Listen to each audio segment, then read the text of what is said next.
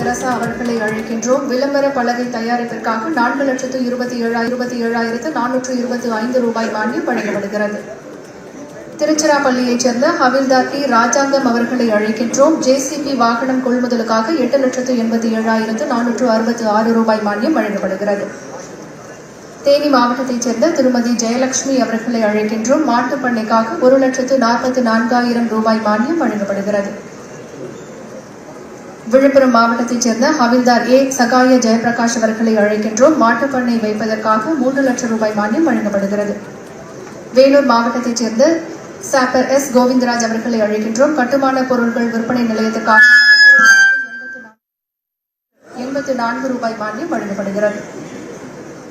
மாண்புமிகு தமிழ்நாடு முதலமைச்சர் அவர்களுக்கு மனமார்ந்த நன்றிகளை தெரிவித்துக் கொள்கின்றோம். அடுத்து முன்னாள் படை வீரர் தொழில் முனைவோர் மூலதன மானிய ஆணை பெற்ற வேலூர் மாவட்டத்தைச் சேர்ந்த சாப்பர் கோவிந்தராஜ் அவர்களை அன்போடு அழைக்கின்றோம்.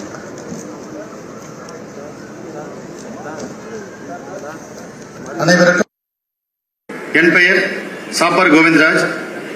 எமிஷன் சென்டரில் 17 வருடம் பணிபுரிந்து 2020 விடுபட்டேன். பின்பு 4 வருட காலமாக வெவ்வேறு துறையிலும் பணிபுரிந்தேன். ஆனால் என்னால் எதுவும் சாதிக்க முடியவில்லை. முதல்வரின் காக்கும் கரங்கள் திட்டம் வந்த பிறகு எனக்கு இதை பற்றி விளக்க உங்களிடம் வாய்ப்பு கூறுகிறேன்.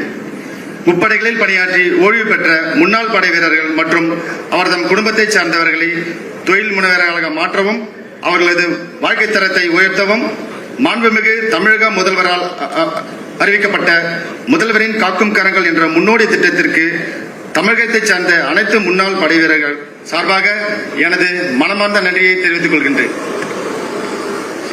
நாட்டிலேயே முதல் முறையாக இத்திட்டம் தமிழ்நாட்டில் தான் அறிமுகப்படுத்தப்பட்டுள்ளது.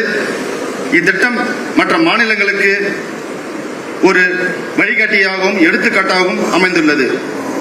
முன்னாள் படை வீரர்கள் காவல் பணிக்கு மட்டுமே தகுதி உள்ளவர் என்ற நிலையை மாறி அவர்களும் தொழில் முனைவர்களாக மாற்ற முடியும் என்ற இத்திட்டம் அமைந்துள்ளது.